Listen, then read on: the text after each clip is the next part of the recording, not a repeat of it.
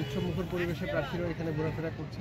তো এটা একটি সুন্দর ইন্ডিকেশন, একটা সুন্দর পরিচ্ছন্ন পরিবেশে আমরা নির্বাচনগুলো অনুষ্ঠান করছি। আরেকটি প্রশ্ন, আমরা দেখেছি যে যিনি নির্বাচন কমিশন আছেন তাকে কিন্তু যারা প্রার্থী ছিলেন, দেখবেন আপনারা যারা দেখেছেন, আসলে সকলকে আমি কৃতজ্ঞতা জানাচ্ছি এই সুন্দর একটা পরিবেশ নির্বাচন উপহার দেওয়ার জন্য। আশা রাখি আমাদের ইউনূস স্যারের নেতৃত্বে ধামরাইয়ের সকল নির্বাচন ইনশাল্লাহ শতভাগ সুষ্ঠু হবে ইনশাল্লাহ। 17 বছর কেউ কথা বললেন না, একটু সাইলেন্ট থাকেন। 17 বছর পর সুষ্ঠু নির্বাচন হচ্ছে, এই বিষয়ে কি বলবেন? এবং আপনি তো সভাপতি নির্বাচন হয়েছে, বাজারের জন্য বিসমিল্লাহির রহমানির রহিম।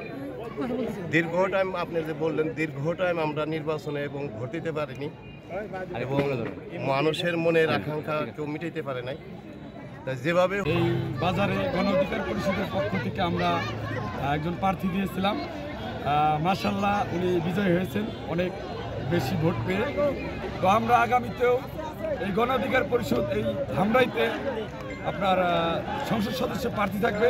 আমরা আশাবাদী জনগণ আমাদেরকে আবারও নির্বাচিত করবে এই ট্রাক মার্কা প্রতীকে। তো পঙ্কু ভাইয়ের অনেক নিরলস পরিশ্রমে এই বাজার সকল ভোটারের সকল পরিশ্রমের ফসল আসছে এই পঙ্কু ভাইয়ের বিজয়। এই বিজয়ে এই খরচরবাসীর বিজয়, এই বিজয় এই বাজার কমিটির বলা চলে একটু সুন্দরভাবে ভোট হয়েছে। আর যে আশা করে আপনি নির্বাচন করেছেন সে আপনি কতটুকু বিসমিল্লাহির রহমানির রহিম।